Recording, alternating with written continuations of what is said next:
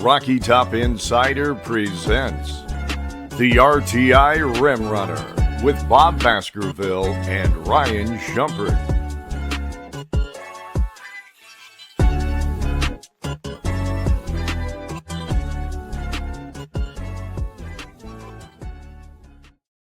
Welcome. Time for another edition of the RTI Rim Runner. I'm your host, Bob Baskerville, joined as always by Ryan Shumpert, my teammate over at Rocky Top Insider. Ryan, how you doing, man? It's getting warm out. I'm happy about that. Yeah, that's a big positive. It's starting to, sitting over at Lindsey Nelson Stadium on Wednesday evening, starting to feel like baseball weather. So I guess a good sign that March is here and we're getting to the good stuff in college basketball. Yeah, my favorite month of the year, honestly. I love this time of year because you got baseball, college baseball starting, pro baseball around the corner, Masters won't be far off, college basketball. It's a great time of year. Great time. Yeah, it really is. It's tough to beat, and certainly a lot to talk about on the college basketball landscape. Most definitely. And we have a good show for you lined up today as we grow ever closer to postseason basketball. And with that, the beat goes on for what's been a roller coaster ride that we've experienced this season for Tennessee basketball. A tough weekend loss that left folks worried beyond losing just the game, but also what the road forward looks like if the Vols are missing one of their two top stars. That led the way, really, in our thinking. But then the fellows follow up with a get-right win that leaves Tennessee back in control of their own destiny for SEC tournament seeding. We'll discuss all of that and look ahead to a critical regular season finale against Vanderbilt. We'll also get some help on that with our guest today, Joey Dwyer from Vandy on SI. And we'll also widen the lens and look at what is becoming a real moment of separation from the pack for three teams, but maybe even four programs around the country, including one from the SEC. We'll size all of that up as Selection Sunday is only days away now. But before all that, I want to remind you to like and subscribe to our show if you're checking us out on the Rocky Top Insider YouTube channel, or if you're listening to us as a podcast, make sure you download us and make us part of your podcast rotation. We're available wherever you listen to your podcasts. The opening tip, Tennessee basketball, the Vols' up and down ride of a season continues, and somehow the guys come out of the turbulence no worse off than they were the last time we talked, with the very notable exception of a big question mark on the roster at the most important time of the season. Ryan, the Vols lead literally the entire game with Alabama on Saturday, but it wasn't enough. They still found a way to lose at the end, 71-69. And as I mentioned, maybe even more important than the loss was the fact that Nate Ament gets sidelined with a pretty gruesome looking injury. But all accounts so far are coming back that it may not be as serious as it once looked, but still it's one that's got everything kind of on edge when it comes to Vol Nation. Yeah, definitely, a lot of pause around that. I thought it was initially a good sign that he even came back in at all, even though, he didn't play much, and even more so when, with the news that Nate didn't pull himself out. Tennessee's coaches just watching him didn't think he was moving that well and wanted to take him out for precautionary reasons. Rick Barnes has called it a high ankle sprain. Doesn't seem like what I would traditionally think of as a high ankle sprain, just from like a severity standpoint. He hasn't been wearing a boot. He's just been wearing, tennis shoes and stuff, and was dressed out at practice on Monday when we were there. Didn't do anything, but had basketball shoes on, was doing some stretches and stuff like that with Coach G, the strength and conditioning coach. And then Rick Barnes after the game, overall positive about it, said that Nate wanted to play against South Carolina. They decided that wasn't a good idea. Ben McKee asked him if just straight up, will Nate play again this season? And he was very adamant that he would. So when he gets back, remains a question, but it does sound like Tennessee will have him when March Madness begins here in a couple weeks. Yeah, that's encouraging news. We don't want to spend too much time reconciling the Alabama loss because it was painful, but I mean, some notes.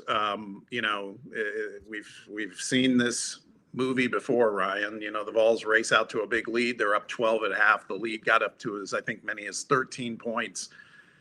But then in the second half, it becomes a different story. Alabama gets hot. They shot 52% from the field for the second half. They started hitting their threes. Meanwhile, the Vols go cold. They don't hit any threes in the second half. And as a matter of fact, it was really in the last 5 minutes of the game that it just became excruciating if you were a Tennessee fan. Yeah, no doubt. They're definitely similar story to what we've seen. I think in some ways kind of had a similar vibe to the home Kentucky game, just from a game flow standpoint in the second half. Not quite as dramatic with, Tennessee's inability to get stops. That was more a late game thing. But down the stretch, they certainly struggled to get stops, and not as I think they had one turnover in the last couple of minutes, not as brutal of turnovers that they had to kind of give away that Kentucky game, but certainly offensively struggled. Jacoby Gillespie missed some shots. Obviously, there was a lot on his shoulders with Nate Ament sidelined, and it just Tennessee. I think I ran the numbers on it, went back through the final 9 possessions. Alabama scored on 8 of them, scored 18 points.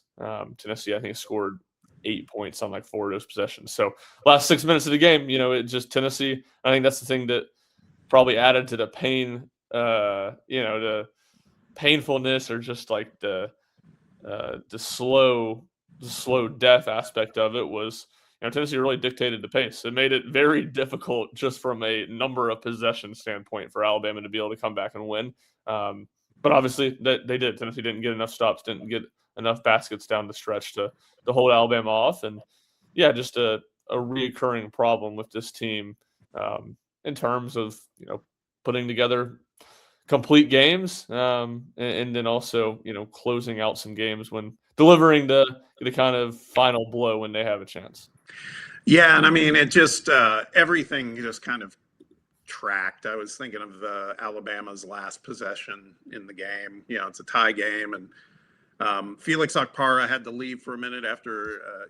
Was that like a head injury he got when he fell, or in the first half it was illness? Yeah, but I'm talking late in the game. Yeah, I'm not sure. That's what it seemed like. It seemed like he got hit in the head, but no one from Tennessee ever said anything, and he was back to normal on Monday.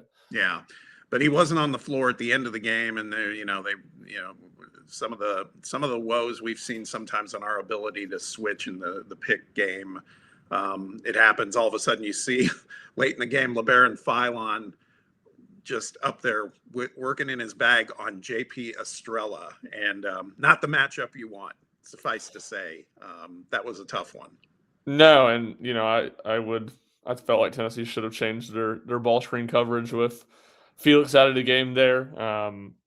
It just, like you said, not a matchup you would want, and Alabama was able to get to it very easily. I will say I thought JP played about as good as defense as you could expect from him in that instance. I mean, Justin Gainey said as much talking to us on Monday. Obviously, Tennessee's defensive coordinator, and obviously he's going to be he's going to defend the decision, but he was like, Alabama doesn't like to shoot mid-range jump shots, and he shot an 8-foot turnaround with JP somewhat on him. So, some of it I think is just credit, and that's what I felt like too.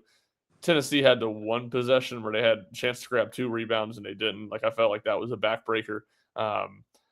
Other than that, I felt like more of it, or at least a lot of it, I thought Alabama hit a lot of tough shots in the final 6 minutes of the game. Some of it too easy to get to the rim, but Aiden Holloway hit kind of a baseline 12-foot turnaround with Felix Okpara guarding him. There was a number of instances where I did feel like Alabama just hit some tough shots and didn't feel like Tennessee's defense was terrible by any means.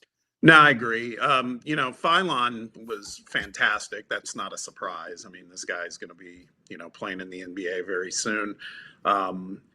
Interesting that Nate Oates said he felt like maybe the most important guy in the game for them was Aiden Sherrill. Played 33 minutes, which is about 10 minutes over his per game average because he usually gets in foul trouble.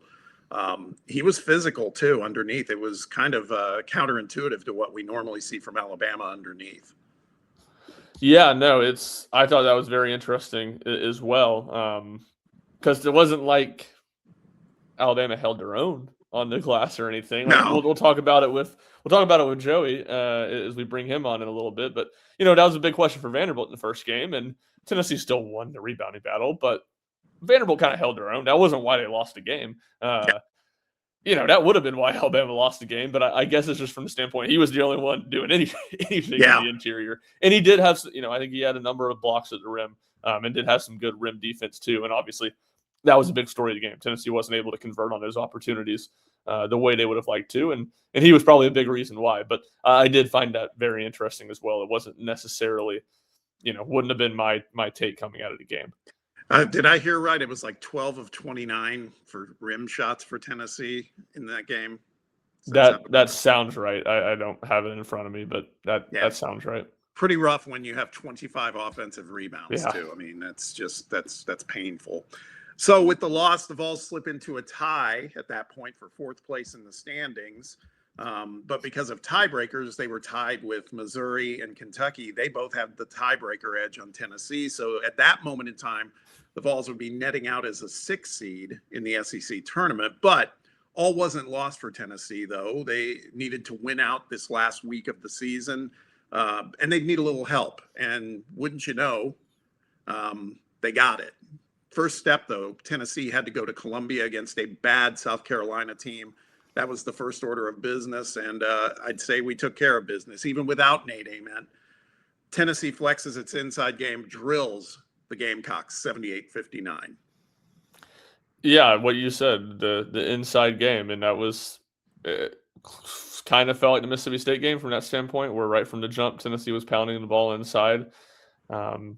And yeah, it's that part's not surprising. I mean, we talked about it on the radio on Tuesday before the game. South Carolina, pretty small team, at least in terms of who they play. They have a couple giants that don't get a ton of minutes. Very bad rim defense, and Tennessee went right at them.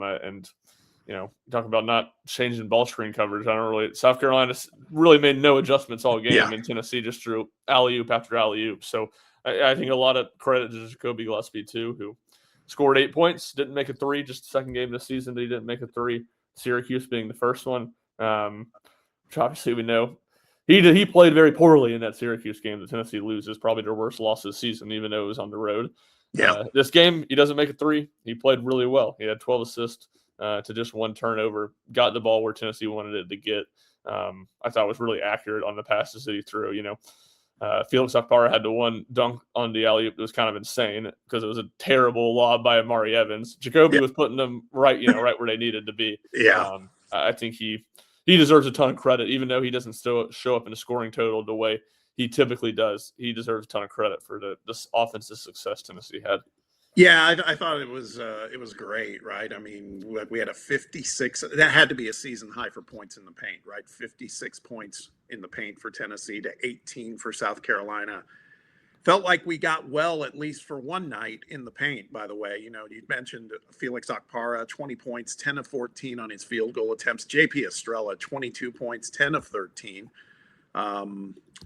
And like you said, different kind of game from Jacoby Gillespie, but it was an effective game.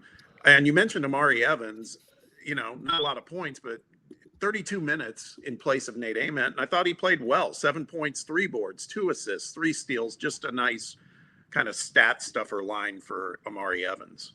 Yeah, and 0 fouls in 32 minutes, which I would have told you that would have been impossible, a month ago or so. So yeah, I thought he more than handled himself well. I thought he was the kind of the obvious person to slide into the starting lineup if Nate couldn't go. And it's kind of what Justin Gainey said on Monday about what Amari did against Alabama when Nate went out. It was like, he was just starring in his role. He had a stretch where he's kind of trying to do too much. We don't need him to try to be Nate. We just need him to do what he does. And, that's what I thought he did. Probably would have liked to see a couple more rebounds from him. But other than that, a really good outing, I thought. And I thought I heard somewhere else, like 15 dunks in this game for Tennessee. Yes, I believe so. Stat broadcast, I think they were not counting alley-oops as dunks for some reason. So I had to go through manually. I'm trying to go find it. 8 dunks for Felix, 7 of them on alley-oops. And then 5 dunks for JP, 1 of them an alley-oop. So 13 between those two. I know Amari Evans had one. Maybe somebody else had one too. So no shortage of dunks. Yeah, and shout out to Ethan Berg, right? I mean, again, I think we celebrate if it's like it doesn't get on two wheels with Ethan Berg, but I mean, he played some meaningful minutes, 8 points, had a nice couple steals, no turnovers, I don't believe either. No, I don't think so. Yeah, well, Matt McMahon and Lamont Paris have to be cursed. They have to feel cursed when Ethan Berg's hitting 2 threes in games against both of them. But no, credit to Berg. He did what Tennessee needs him to do. Certainly, Tennessee was with Jacoby struggling to hit threes and no Nate.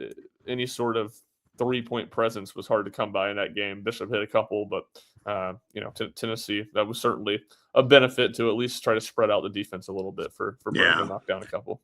And now, and again, we have our eyes wide open here, Ryan. South Carolina is a bad team, probably the worst team conference team we've played this season. Probably, I think, worse than Syracuse, honestly.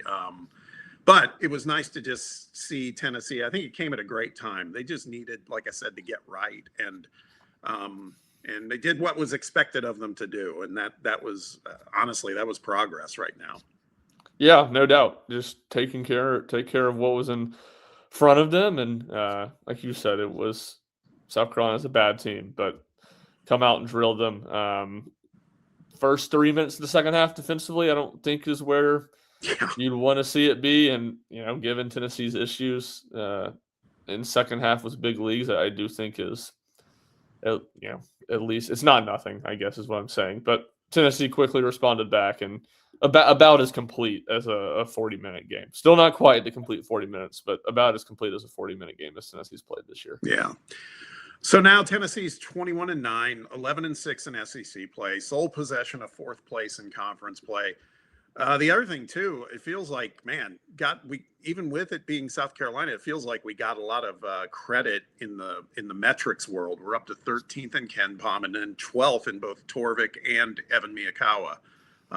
So I thought that was interesting too. Yeah, I would think, a lot of it just what's happening around Tennessee. Yeah, fair. Vanderbilt has not looked good the last couple games out. Alabama follows up the Tennessee game by losing, I think, by double digits, close to double digits in Athens. Texas Tech's back ahead of Tennessee on KenPom, but they dropped one the TCU the other night too. So, that's obviously all these teams in the 12 to 19 range as I look at it right now are all very close to one another. So it's about what Tennessee does and about what some teams around Tennessee do as well. Yeah. Lenardi puts out his latest bracketology. The Vols move up a little bit. At one point, they were the top 5 seed, but then I think with Arkansas winning on Wednesday night, they moved ahead of Tennessee. So they're now the second highest rated 5 seed. The lowest 4 seeds, Virginia. And after watching Virginia play Duke this past weekend, I would not have a problem with a Virginia matchup in the second round if Tennessee was a 5. Yeah, I mean, I wouldn't hate it either. I would just say not too many teams are playing Duke very well right now, let alone in Cameron Indoor.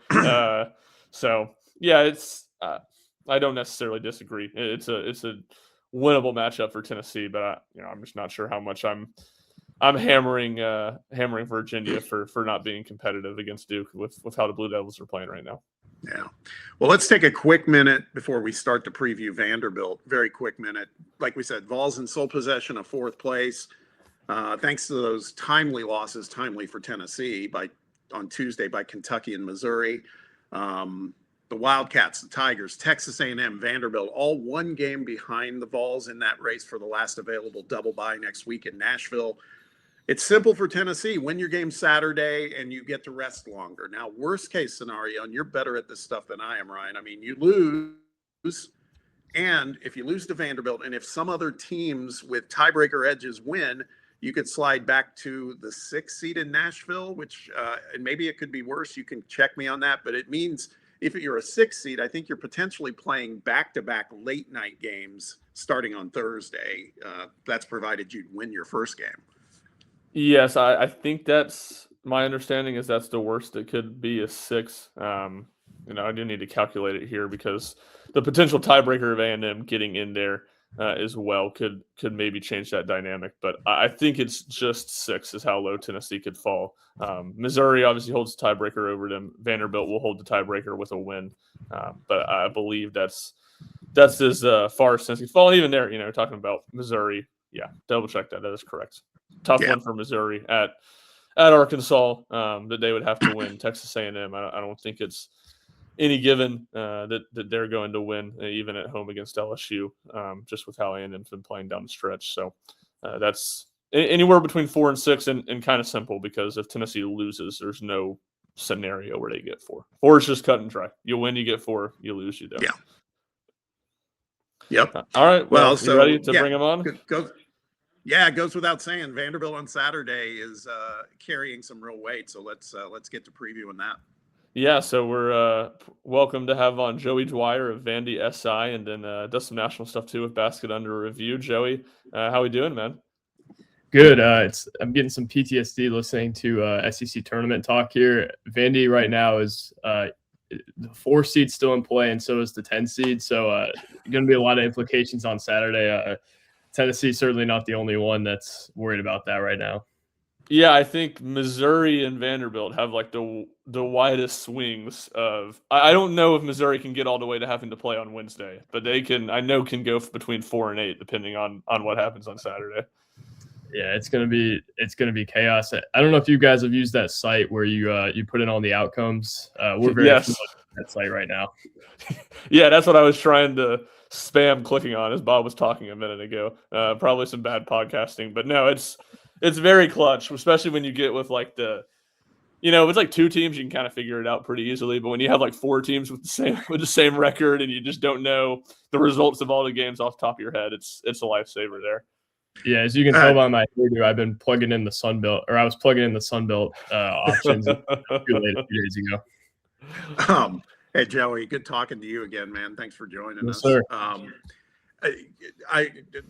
We were just talking about this before we started the show. I think we can say it here too. I think you could check me on this maybe, because we always care about Kentucky, right? And if Kentucky loses to Florida, which very likely, unless Florida just packs it in, and if Georgia beats Mississippi State, I think Kentucky they might not get a single bye at this rate, because I think right now in the current seedings they're 8th.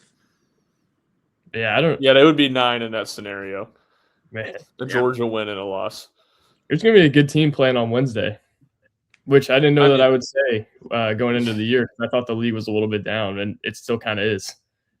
Yeah, it's Big Blue Nation though. They're gonna be there on Wednesday anyway, so you might as well give them the Wednesday night game. Like that's fair. It's kind of the opposite. Like you typically want the big brand to not play, get all of the help, because that's good for the league. And I don't know, maybe adding a chance for Kentucky to lose might not be good, but it would do numbers for the Wednesday attendance if Kentucky's playing in Nashville. Yeah, I know people who go for like $5 on Wednesday. That won't be the case anymore. I think those people are rooting very much against Kentucky on Saturday. Yeah, definitely so. All right, well, to kind of start taking a look at Saturday, as you've gone back and looked at the numbers, watched back some of the first Tennessee Vanderbilt meeting, what are kind of the things that stand out to you? I don't think it necessarily looked like, for Tennessee to have won that game, it didn't necessarily look like how I thought it would. Well, what was your kind of take on that first game, and what needs to be different for Vanderbilt on Saturday? Yeah, I guess it's just a bigger picture thought for me at this point. Like, Vanderbilt really hasn't played well in 3 weeks. I thought it was okay against Tennessee. That might have been its best performance since Duke Miles went down. I guess they were good against Kentucky the first time, but I mean, they just struggled really to get into flow offensively. I think since Duke Miles has come back, there's been a lot of ball stopping, and I don't think their actions have been as sharp. Mark Byington said they've got to figure out some things defensively too. I mean, guys, it's really more about Vanderbilt than Tennessee in terms of how this thing plays out. I think just because I think if Vanderbilt can turn the corner, they're one of the better teams in the league. They haven't looked like that team in 3 weeks, though. And they did in stretches against Tennessee. But again, like you look at the win they had against Ole Miss, I mean, they had to grind it out against a bad Ole Miss team. They played against Georgia. They had a 20-point lead, and everybody in the gym was like, all right, here we go. This is the this is the team that can get to the second weekend, and then they blow the 20-point lead and almost lose the game. Guys, we're really just waiting on Vanderbilt to get back to being the team that we thought it could be. And honestly, guys, at this point, I'm not sure that they're ever going to get back to what we thought they could be. I think Tennessee is probably more consistent than Vanderbilt at this point. You know, they're going to guard, you know, they're going to rebound, even though it isn't one of Barnes' better defensive teams. I just think you know what you're going to get a lot more from Tennessee. Vanderbilt, I think they could come out there and they could look like a second weekend team again, or we could continue thinking that they're going to be a real 5-12 upset pick here. You know, one of the things I've been looking at, and I thought about this when Tennessee traveled to Nashville a couple weekends ago to play Vanderbilt.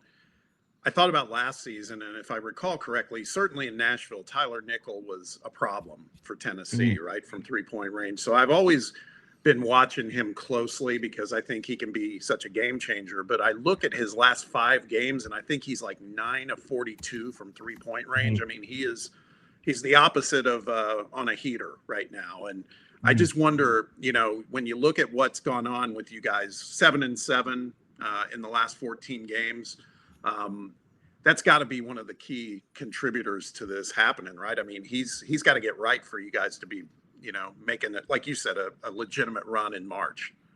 Yeah, I look at it and I'm thinking this game is bigger than just Tennessee. Like if they go into Thompson Bowling and they lose by 5, and Tyler Nickel has 20 points and he's only missed 4 shots, and Duke Miles has a more efficient day, I think it's hard to not be happy about that if you're a Vanderbilt fan, just because they got to get right more than they've got to win on Saturday. And obviously the rivalry matters, particularly with the Jalen Carey angle. But I think right now it's just more about, can Vanderbilt be Vanderbilt again? And I think that's really the question. And again, like it goes back to Tyler Nickel. Can Tyler Nickel be Tyler Nickel again? They're significantly less dynamic when he's not making shots. He missed 4 or 5 open ones against Ole Miss, and it's almost jarring to see because he never misses open ones. He's got what Mark Byington calls unbreakable confidence. And I think in a game against Tennessee where your margin for error is so slim because of the way Tennessee guards and because of the inevitable pace of that game, and where Vanderbilt's going to be slowed down a little bit, possessions are going to matter more, open shots are going to matter more, and Tyler Nickel's really got to step up into being Tyler Nickel again, and we'll see if it can happen. It's just been such a brutal couple weeks for him. He hit a big shot against Ole Miss, but Shump, he's not Tyler Nickel as we know him right now. No, and you know, I think that's like, I mean, Bob kind of hinted at it there. He was like the PTSD player for Tennessee last year in that series. Well, I think the most surprising, and maybe if you're a Tennessee fan, the most worrying something about the first meeting compared to this one, Tennessee wins the turnover battle, at least by percentage in that game. Pretty shocking. Tennessee's not been good. It's been very bad at taking care of the ball. Not as good as they usually are at forcing turnovers. Vanderbilt, very positive turnover percentage teams. Has that been an issue for Vanderbilt as of late, or did that feel like more of a one-off in Nashville? Yeah, it did feel like a little bit of a one-off. I think they're generally pretty good in terms of winning the turnover battle.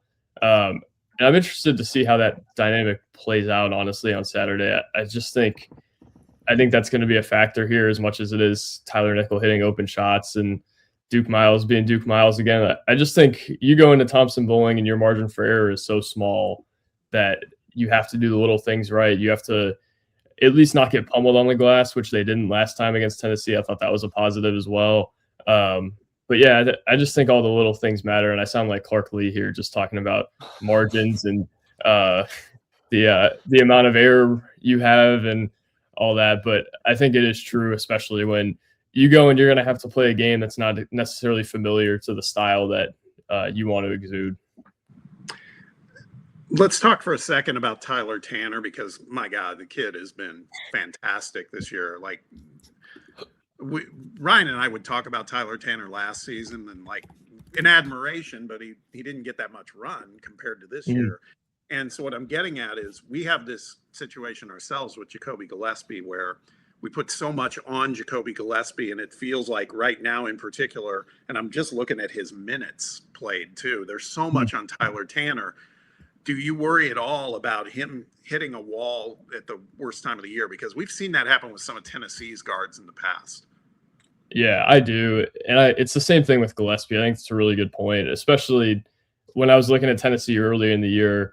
It's just like, can they have a complimentary score of Gillespie?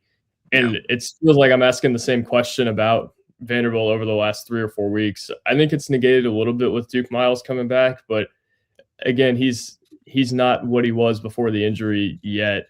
And I think that's really strained Tyler Tanner. He had to be legendary for them to win at Ole Miss on Tuesday. And I don't know that you ever want that to be the case where Tyler Tanner has to score 34 points for you to beat a team that's going to be decidedly playing on Wednesday and might not even make it to Thursday in the SEC tournament. Again, I talked to him when Duke Miles initially got hurt, and he was talking to me about, I can play 40 minutes whenever they need me to play 40 minutes, kind of the typical stuff you would think a guy would say. And man, he has backed up his word. I think Vanderbilt's got to be smart down the stretch here about how they rest him. Can you get him a breather right before the media timeout, which I think they've been pretty intentional about doing. Saturday, he's not going to be able to be off the floor for very long, though. Otherwise, Gillespie's really going to be dynamic without him. I think that's one of the better individual matchups on the schedule for either team here, Gillespie versus Tanner. Just two electric guards there. Yeah, and Tanner in the first game had the flu, I believe, or was sick during it. Only played 31 minutes. That's probably part of the turnover. Yeah, only 31 more minutes, turnovers. Right? What's that? Only 31 minutes, right? Yeah. Well, it's like you said with Jacoby Gillespie and Tyler Tanner. Neither team can really afford to. It's just such a marked difference when they're not on the court. He tried to take Jacob. We were talking about it in our text thread, Bob. Tennessee doesn't have Nate, or he checks out with 3 minutes in the second half, and Tennessee says he's not going to play the rest of the game. And it's like, you can't take Jacoby Gillespie out. Yeah. They tried to take him out for 2 possessions and immediately turned the ball over twice. It's just like you can't survive. And it's probably not as dramatic for Vanderbilt because Duke Miles is, a true second option at shooting guard, but it's just completely different teams when those two guys aren't on the court. Yeah, I think it's different too, where Duke Miles is averaging over 4 assists a game. He actually can facilitate a little bit. I'm wondering if Tennessee has enough of that to really make a run down the stretch here. I also think, and you guys can kind of bounce this off, I think Bishop Boswell is really important, not necessarily even in terms of that, but you look at the first Vanderbilt game, he essentially won them that game, and then he didn't deliver late against Alabama. That's a game changer for Tennessee, and I almost wonder if he's nearly as important as Duke Miles in this type of game. I think that's a good point, really. For lack of options, although I think, Joey, we could talk you into Ethan Berg being he was really good against Vandy the first time. Yeah. He was. It was throwing a parade for him. He had like one basket and a steal and drew a moving screen. And it was like, as good as Ethan Berg can play in a game like this. Here's a question. This is not so much about the game, but what exactly happened with Frankie Collins, to your knowledge? Oh man, there's some of it I'm not at liberty to share, but there essentially the idea was that Mark Byington had gone on and he's very vague in his commentary about Frankie Collins and essentially put out the narrative that Frankie Collins could have played and didn't. And I think the Collins camp doesn't necessarily believe that that's the case. I think that they thought he couldn't have played. And there's a lot more nuance in there, but it's essentially a disagreement on, as Shump said in the text yesterday, I think he put it really well. Like it was a difference in how severe they thought the injury was, whether they thought he could get on the floor, whether they thought it was smart for him to do that. I don't know. There's a lot coming from both sides here. And some of it, again, I was told to keep private for now, but it's just, gosh, it's a freaking mess. Sounds, we're not on the men's side, but in much, much worse messes on the Lady Vols side. But that's where some of the entertainment level is when you get into some of this stuff. All right, I got two non-Vanderbilt questions for you, and Bob, if you want to circle back to anything Vanderbilt, you're welcome to. Sure. This one, I'll give Joey some serious cred here. Is we were texting, maybe it was a week of the Vanderbilt football game, I don't know, as Tennessee State turned the ball over at just a truly unbelievable rate in the first 10 minutes in Knoxville this year. And Joey, you said I think Tennessee State's going to be really good and a real player this year. And lo and behold, they win the regular season Ohio Valley. So Tennessee State, what have you seen from them this year? And then second, and this one probably more meaningful for moving forward, how good Belmont's been this year. How real do you think Belmont's chance to win a game in the first round is? Man, I didn't think we were a mid-major podcast here. I respect it. So here's my Tennessee State story. Lipscomb played them in a secret scrimmage in, I think, October. My two roommates are managers at Lipscomb. They were watching Tennessee State. And I told them before the game, I said, Tennessee State's way better than Lipscomb. And Lipscomb beat them by like 20. And I've just gotten endless crap since then. So it's been a great victory parade for me to see my Tigers win the OVC there. They compete. They have really good guard play. I still think they're lacking a little bit of depth and a true big man, but gosh, they're so much fun. And it would be a shame if they didn't pull it off. This would have been Penny Collins' best team, and Nolan Smith made it even better by getting Dante Harris. Belmont, I think the sentiment around Nashville is everybody's a little worried they're going to lose the MVC and drop the ball here. If they can make the tournament, though, I think they could be really dangerous. I am worried about the MVC tournament, though, because as good as Tyler Lundblade is, he's not a guy that you can give the ball to late and say, go get me a bucket. I'm a little worried that they don't have enough of a guy late in games to go win a couple in a row there. How good is his story, though? I mean, you talk about the anti-modern college athletics. Yeah, right. They Belmont in their player profile of him, like on his bio, it says best story in college basketball, which I didn't know we could put opinions in the bios, but I respect it. I was laughing. I can't remember who it was. It was some Tennessee baseball team that they were playing, like a midweek team. And in the bio, like for a player, it was like season things that they weren't very good as a pitcher. It was like struggled with command. They're like ripping the guy in his bio. Like ERA was 8.5 because he struggled with command. Maybe they're trying to make excuses for him. Oh, he didn't use spider tack. That's why. Yeah, it's been great. It's been a great year in the state in terms of mid-major basketball, right? ETSU wins the SoCon, Belmont wins the MVC. You just mentioned Tennessee State in the OVC. You talk about concern of losing for Belmont. What's the concern of Casey Alexander maybe moving on? Is that a possibility to a bigger job? It's a very high possibility at this point. I think Kansas State's certainly one to watch there. There's also, like, if Josh Schertz leaves St. Louis, why would Casey Alexander not go to St. Louis or do something like that? I think the concern on the Belmont side is pretty real there that Casey's going to bolt at some point. And I don't think there should be any animosity there. He's done his job. He's been loyal to Belmont for years. The indication I've gotten is that Belmont's not necessarily his dream job, like Rick Byrd thought when he was there. So I don't think anybody should be surprised if Casey decides that he wants to take a swing at being a Power 5 head coach. It's time for him. It's kind of now or never. And if he wants to do it, he should do it. Another thing that I think agents and ADs are considering too is Casey could bring $3 or $4 million players with him and could probably get them to whatever school for less than $1 million. I mean, that's a big deal as well. Is there any obvious, and we're so far down the line of things that haven't happened, is there any obvious candidate? I mean, obviously when Bird retired, it was, very quick process. Who would you think would be some guys that would make sense for Belmont if Casey does move on? How do you pronounce the last name? Evan Bronze from Duke, I think, is one that I've heard. Mick Hedgepeth from UAH is a Belmont alum, obviously. Really has got it going at UAH. Also, I think he wanted the Lipscomb job and didn't get it, though. So I don't know how much he was even considered for that. So I'm wondering, would Belmont do that? I feel like Casey would probably bring most of that staff with him. I don't know that they have necessarily a shoe-in head coach on staff. I think that's the type of job that's going to stay in the family somehow, though. I'm wondering what that's going to look like. Those are two names that I've thought of, not necessarily that I've heard, though. I guess I got to do some digging on the Belmont search. Like you said, we're real far down the line from that, but it's good to start thinking about that. Mid-major spotlight. That was a special look at us did today.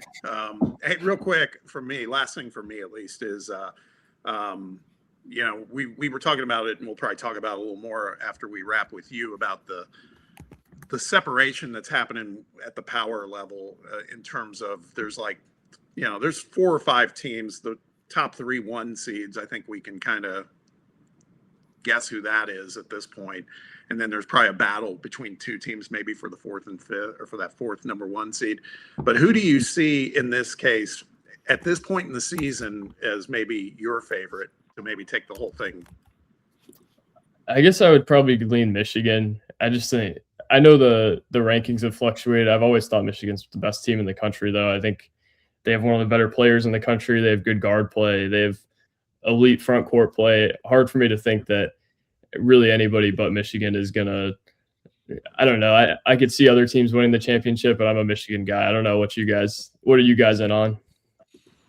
I'm in on Arizona. Really? Yeah. He's been good, so this is unfair of me to say, but I just don't trust Elliott Cadeau in March. The guard play aspect just worries me with Michigan. Well, and I'll tell you where I've come around to, and I hate it. It pains me, Ryan. You probably know where I'm going. Yeah, I think Florida's going to repeat. Wow. I feel like their guards have started to figure it out. Now, Boogie Fland is kind of a box of chocolates. You don't know what's going to happen with him, but that front court, you talk about Michigan's front court, and it is stout, but man, I think Florida is just, they're so dialed in right now. I don't know, man. I'm starting to worry about it. Yeah. I think I'm coming around on them being the 4th best, at least one of the 4 best teams with that top 3 group. I don't know if I can get quite there yet. Though I will say, I mean, next week just feels like in Nashville, it just feels like everybody going through the motions for Florida to win on Sunday. I don't. Yeah. Maybe Darius Acuff can single-handedly go for 45 and beat him or something. But besides that, I have a real hard time seeing Florida losing a game in Nashville next week. I think that next week could be the week where you really see them nationally kind of fly into that tier where everybody's considering them in that tier. Like if Xavier Lee has a great week, I think you guys are really onto something here. I mean, they had their moment the other night where we didn't have Nate Ament playing, and you play an inferior team, sure, and so we win. Florida doesn't play Thomas Houck, and they still win by 30 plus. I mean, it's crazy. They were down by like 10, 8 minutes into the game, and we're up by 20 at halftime. It's unreal. It's unreal. I checked that score once we got done with postgame at South Carolina, and they were down by 10. And then next time I looked, they were just destroying them by halftime. Crazy. All right. Well, Joey, man, appreciate you coming on. Where can we check out your stuff and ahead of Saturday's game and then ahead of everything going on with March Madness? Yeah, thank you guys for having me. I really appreciate the Tennessee State shout. I'm gonna tell my roommates about it. It was a great call. It was truly a great call because I kind of scoffed at it, watching them play when you said it, but you were on the money with it.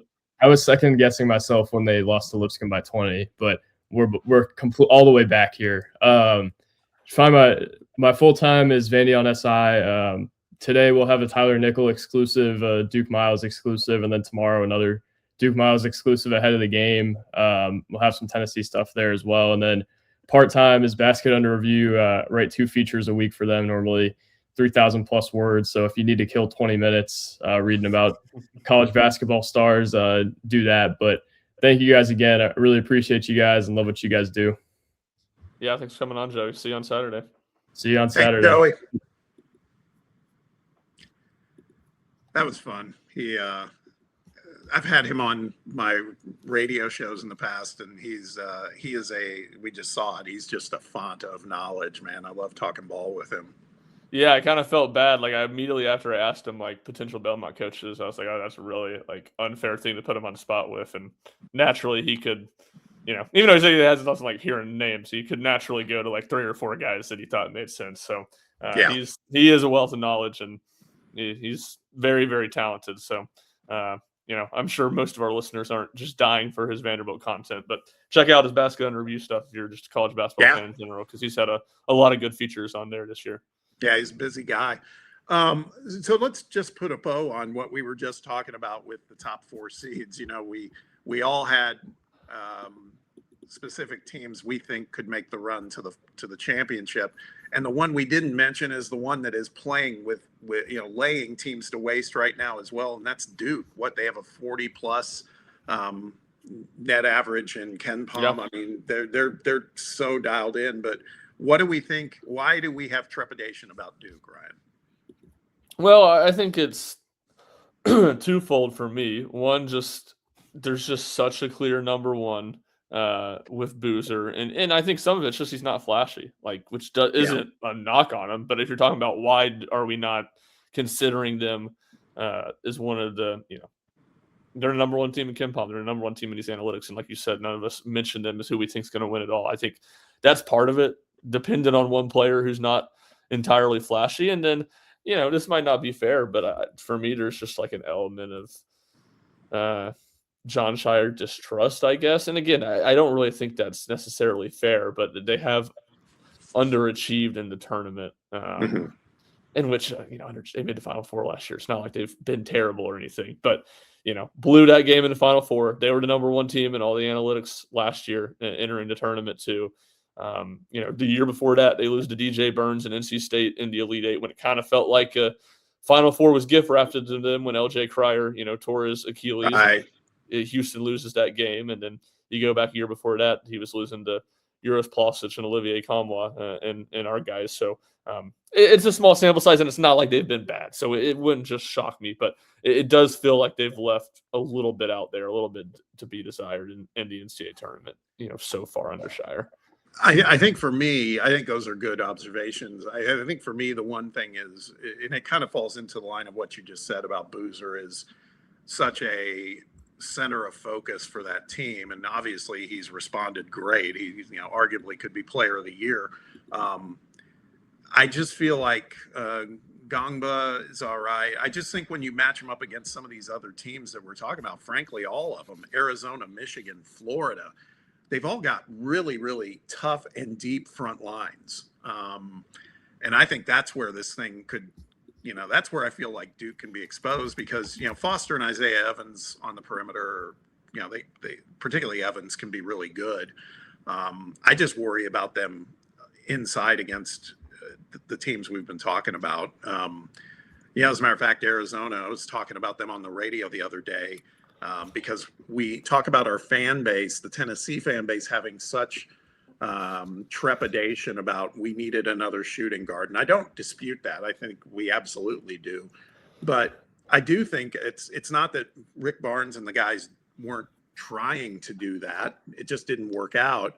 And I do think going into the season, maybe Coach Barnes and the guys felt like we've got something inside and we can be really, really a factor there. Because if you watch Arizona is like they're ranked in the 300s in 3-pointers made per game, because they dominate the interior. And I think that's what maybe Tennessee envisioned doing. They're just not as good at it and as efficient at it as Arizona has been.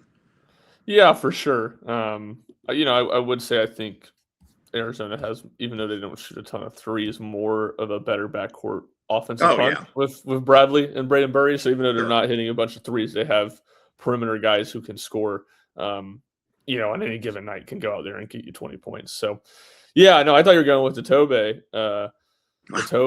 direction of that. He was watching him on Monday night, and he, senior night had his casual 10 and 15. And I thought you were maybe going to go to Cam. Everybody's been, that would be my take. Everybody is so, not everybody, but a lot of people are so hung up on Cam Carr, who is clearly obviously a very talented player, but he's like, let me trade Jalen Carey for Tobe Awaka and let me add BJ Edwards as the two guard of this team. And those are the former Tennessee players that I'd rather have on this team.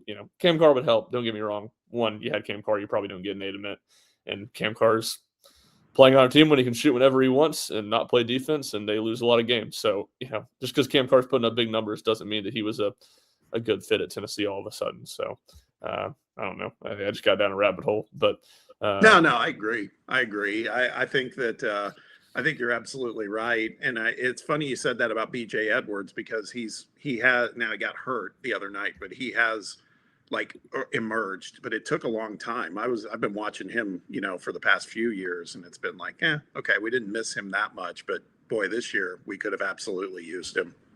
Yeah, it's kind of the classic. Like, I don't think you can kill Tennessee. I don't think you can kill Tennessee for any of these guys, how they left. I don't think Tennessee, Tobey, there was the whole situation where, Jonas kind of misled them about what he was going to do, and that led to Tobey leaving.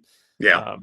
I think BJ Edwards, they probably could have kept, but, it wouldn't have been, his development wouldn't have looked the same. He left Tennessee, he went to SMU, he immediately played a lot more minutes than he would have played at Tennessee, and he's just steadily gotten better. So I don't know if he stays at Tennessee. His minutes certainly wouldn't have been the same if his career and his development goes the exact same way. And then, the Cam Carr situation, he left the team in December, or maybe early January, I think December.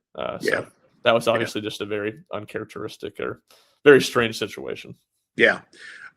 Let's double back one more minute or two, because I don't feel like we've given it enough time yet, but I do want to talk about it.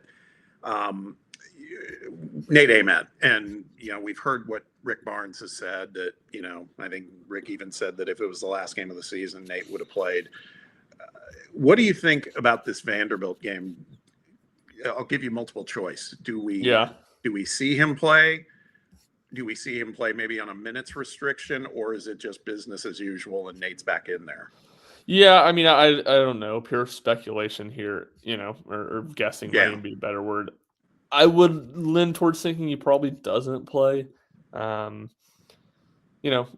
from the standpoint that he truly did no shooting or anything like that at practice on Monday. Now, obviously, more time between the Tuesday-Saturday game than the Saturday-Tuesday game. So, we'll see how he progresses. But to me, it feels like something where he maybe starts to do a little bit more the back half of this week, but they don't feel like it's worth for him to play. But, I could certainly be wrong about that. No one's told me that. Sure. But I think it makes more sense, without knowing all the details of how he is from a health standpoint. To me, I think it makes a lot of sense to rest him on Saturday, play him next week in Nashville, to kind of, knock the cobwebs off before the NCAA tournament. Yeah.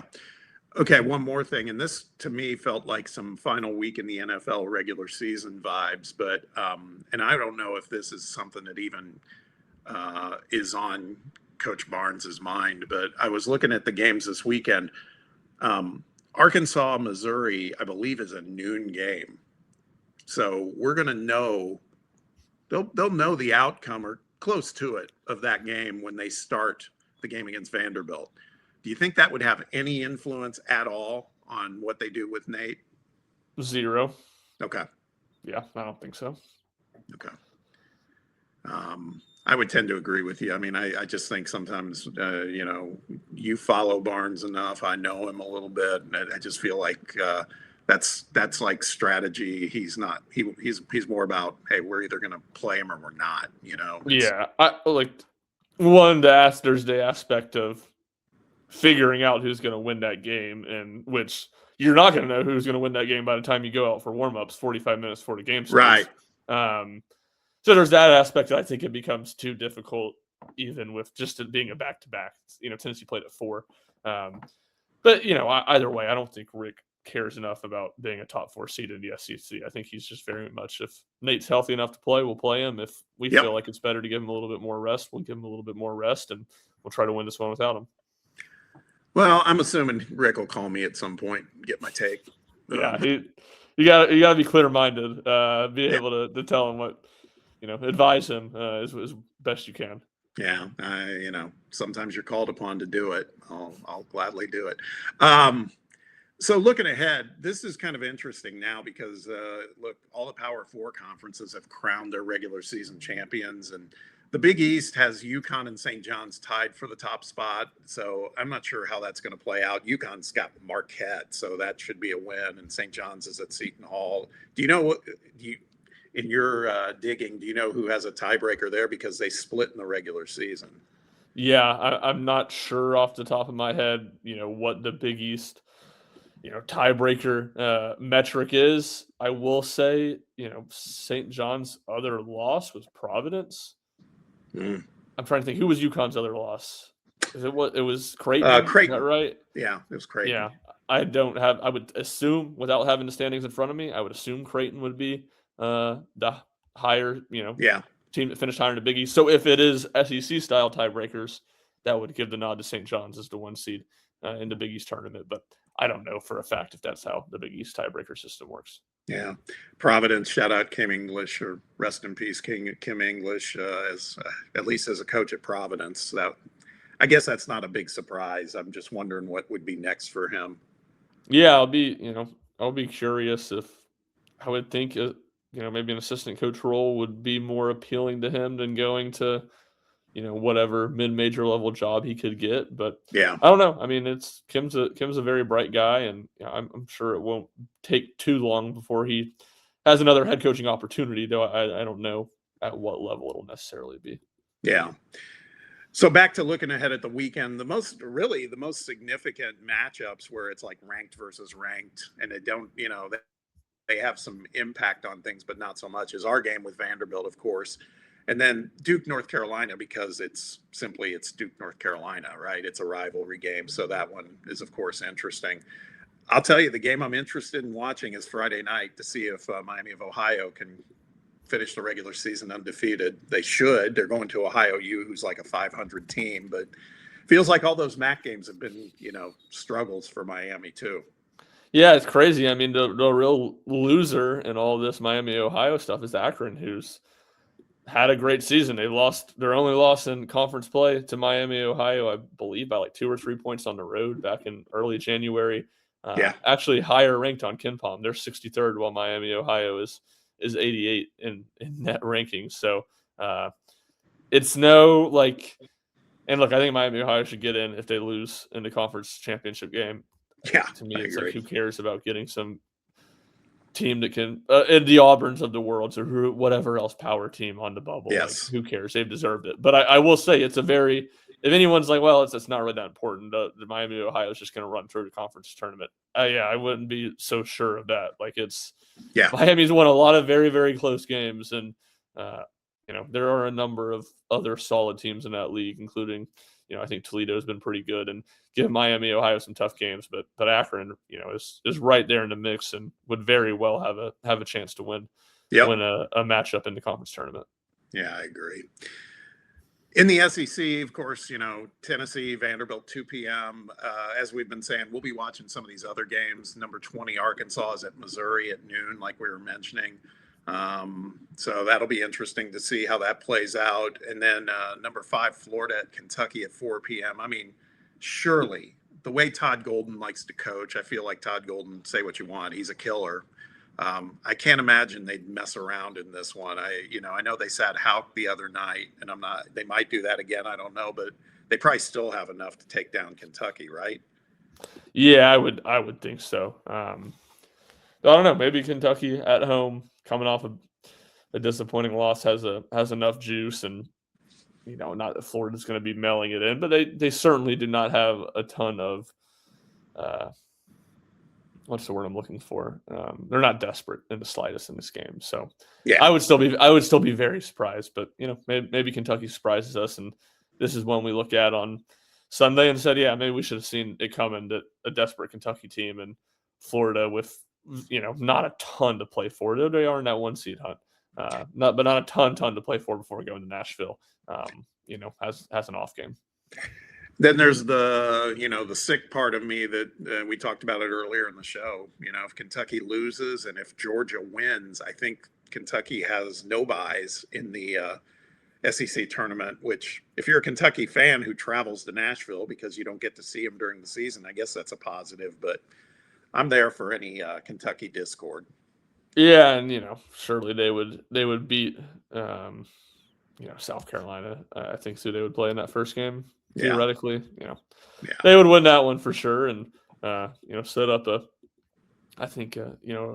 game against Georgia, a rematch of that game interrupted. The Dogs won maybe 2 or 3 weeks ago now, so it'll be interesting to see. That's the thing about the SEC. After Florida, it's a lot of teams that feel pretty similar to each other. So it should make for a lot of good games. It's just good games that don't necessarily feel like they're going to have a huge impact on who actually wins the tournament. No, I agree. Then Sunday, we have at least one more big ranked versus ranked matchup, a Big Ten game, and that's before championship week ramps up. So you got Michigan State, number 8, going to play at Michigan. I don't know. I think Michigan should take care of that one, particularly at home. But that kind of puts a wrap then on the regular season. And these weekends have been crazy, but championship week will be fun. And then, of course, after that, it's all on with the field of 68 and everything else. So we're about to get to it. When are you heading to Nashville, Ryan? I will head to Nashville on Wednesday, either way. So probably earlier pod next week, maybe earlier in the week to preview all the conference tournaments and maybe recap a little bit of who won the conference regular season titles. Yeah, exactly. I agree. We'll get an earlier one in next week to kind of preview all of that. And man, it's the best time of the year for my money. I'm looking forward to it. We appreciate all of you out there watching and listening for checking us out.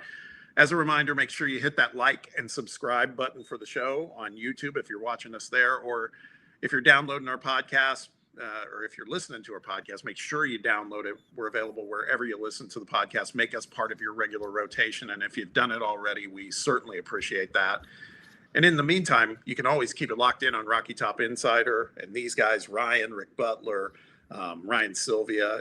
Baseball season, Jack Foster is in the fold. At RockyTopInsider.com and on all socials for what we believe. We're a little biased, but we feel we deliver the very best in Tennessee athletics coverage. Shump, always appreciate the chance to talk ball with you. And man, next time we're talking, we will be in postseason mode. Yeah, when you were talking about it, this will be the last Thursday pod of the season. With obviously games will be rolling in the NCAA tournament in 2 weeks, so it's getting down to the nitty gritty and some real fun stuff. Not so fast. If we're in the Final Four, Ryan, we might do a Thursday pod. That's true. If Tennessee's in the Final Four, it might be a Thursday pod, though. Yes. Yeah, it's a good point. It's a good point. We can all dream, right? Yeah, exactly right. Thank you, buddy. And to all of you out there, again, thank you very much for giving us some of your time. Have a great college hoops weekend and a great championship weekend coming up, or week. We'll see you next time with a brand new episode of the RTI Rim Runner.